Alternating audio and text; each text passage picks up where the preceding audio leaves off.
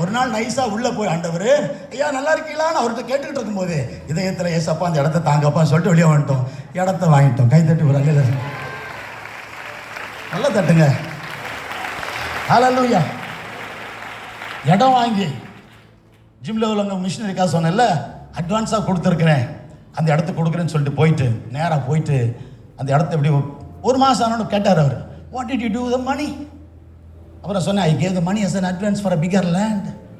அப்படியா, 60,000 சொன்னேன். இப்போ பெரிய இடங்கிற, how much more you have to கிவ்னா 2 lakhs மோர்ண்ணே. டோன்ட் கம் ஃபார் மணின்னு டப்புன்னு ஃபோன் லேண்ட்லைன் அங்கே வச்சோன்னே எனக்கு நெஞ்சில் அடிச்ச மாதிரி இருந்துச்சு. பணத்துக்கு வந்துடாதுங்க, நான் ஏற்கனவே நான் வரல, நீங்கள் தான் வந்தீங்க, நீங்கள் தான் தந்தீங்க, என்ன செஞ்சேன்னு கேட்டவொன்னே சொன்னேன்னு சொல்லிட்டு சொன்னேன். கர்த்தருக்கு ஸ்தோத்திரம். திரும்ப 2 மாசத்துல அவரே கூப்பிட்டாரு, Yesudas come and get the money, வந்து பணத்தை வாங்கிட்டு போக சொல்லி அந்த இடத்த பணத்தை கொடுத்து முற்றிலுமாய் வாங்க கர்த்தர் கிருபை செஞ்சார். அற்புதங்கள், ஜெபத்துக்கு பிறகு அற்புதங்கள் நடக்கும். ஜெபிக்கிற வீடுகள் அற்புதம் நடக்கும். ஜெபிக்கிற குடும்பங்கள் அற்புதங்கள் நடக்கும்.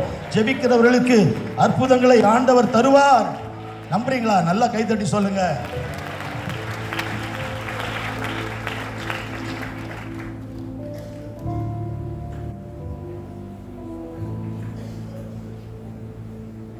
இடத்த வாங்கியிருக்கேன். அதுக்கு முன்னால் அந்த ஸ்கூலில் ஒருத்தர் ஸ்கூல் வாடகைக்கு நடத்திட்டு இருந்தார், பிராமின். நான் சார் ஒரு வாழை கொட்டகை தாங்க, ஞாயிற்றுக்கிழமை மட்டும் தாங்க அப்படின்னாரு. நான் கேட்டேன், ஞாயிற்றுக்கிழமை மட்டும் தாங்க வாடகை கொடுத்து, கிறிஸ்டியன்ஸ் உள்ள வரக்கூடாது அப்படின்னாரு அவர். அப்படியா, வந்துட்டேன். நாங்கள் இடத்த வாங்கிட்டோம். இடத்த வாங்கினோடனே அவர் வந்து, ஃபாதர் நாங்கள் ஒரு 3 மாதம் நடத்திக்கலாமா?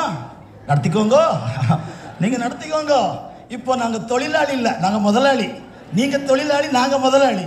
எங்கள் ஆண்டவர் அப்படிப்பட்ட ஆண்டவர். கைத்தட்டி ஒரு அலையில சொல்லுங்க. ஸ்கூலை காலி பண்ணுங்கன்னு சொல்றதுக்கு நமக்கு ரொம்ப நேரம் ஆகும். நம்ம ஆண்டவர் அப்படி கற்றுக் கொடுக்கல. உனக்கு தீமை செய்கிறவனுக்கு நன்மை செய்யன்னு சொல்லி கொடுத்துருக்கிறாரு. உன்னை பகைக்கிறவனுக்கு நீ ஆசீர்வாதம் கொடுன்னு இருக்கிறாரு. அலையில சொல்லாமா? வாழ்ந்து காட்டணுங்க. இந்தியாவுக்கு தேவை வாழ்ந்து காட்டுறவங்க. பிரசங்கம் எல்லாருமே பண்ணலாம், எல்லாரும் பண்ணலாம். இயேசுவுக்கு ஒரு ஜெராக்ஸ். நான் முதல் நாளுங்க வந்திருந்தேன், கர்த்தருக்கு ஸ்தோத்திரம், திங்கட்கிழமை. இயேசுவுக்கு நான் ஒரு ஜெராக்ஸ் எடுத்தால் எப்படி இருக்கும்? 99.9 வித்தியாசமே தெரியாது பாருங்க. அது கலர் ஜெராக்ஸ் எடுத்தீங்கன்னா ஒரு வித்தியாசம் கண்டுபிடிக்க முடியாது. இன்னைக்கு இவர் இயேசுவா இருப்பாரோ என்று சொல்லுகிற அளவுக்கு வாழ்கிற கிறிஸ்தவர்கள் இந்தியாவில் பெருகணும், இந்தியாவில் பெருகணும். அதுதான் தேசத்தை மாற்றும், அதுதான் தேசத்தை மாற்றும். ஆண்டவர் கிருபையில அந்த இடத்த முடிச்சுட்டு, ஆண்டவரே இது எப்படி கட்டுறது, என்ன ஒண்ணுமே புரியல பாருங்களேன். நம்ம பேதனாலும் நம்ம ஆண்டவர் ஞானி.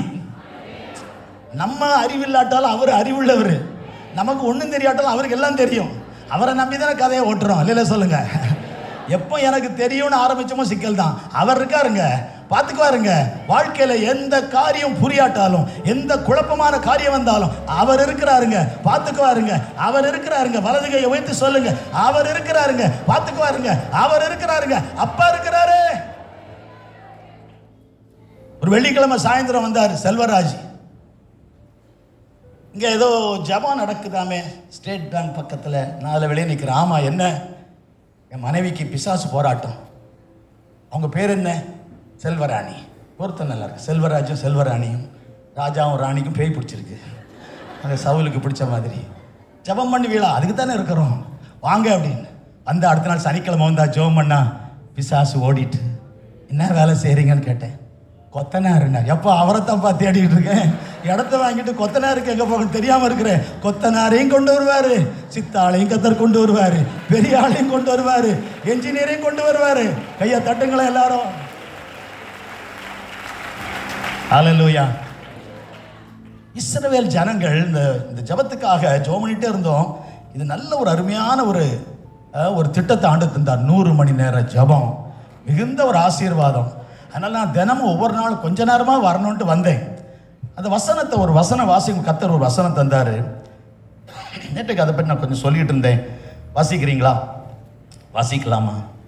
யாத்திராகமம் 1ஆம் அதிகாரம் 7வது வசனம். Exodus chapter 1 verse 7. யாத்திராகமம் 1:7. இஸ்ரவேல் புத்திரர்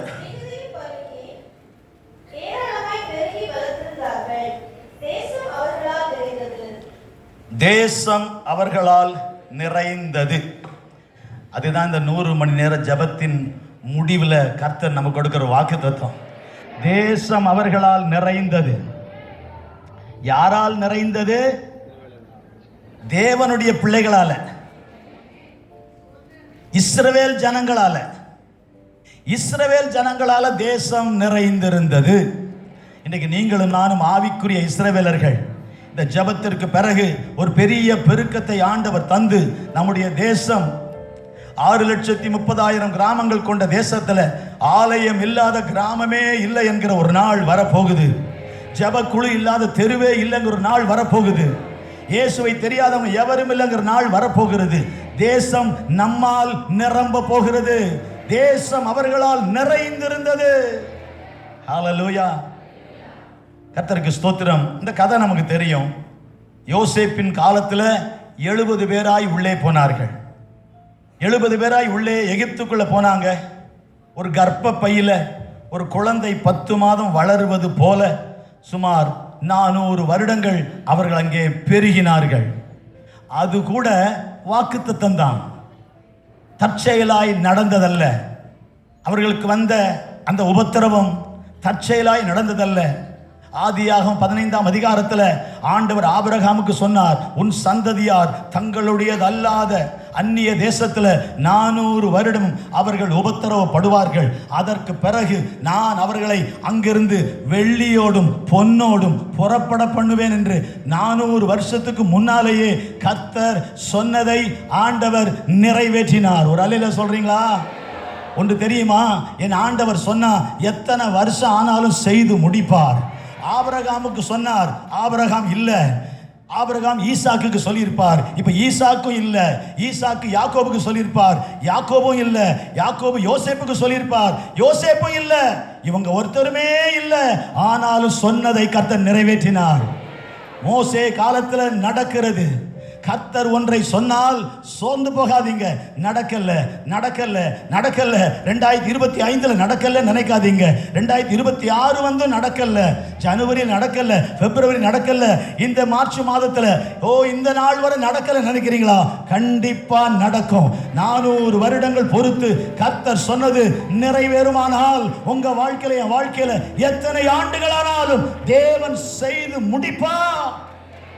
ஹல்லேலூயா.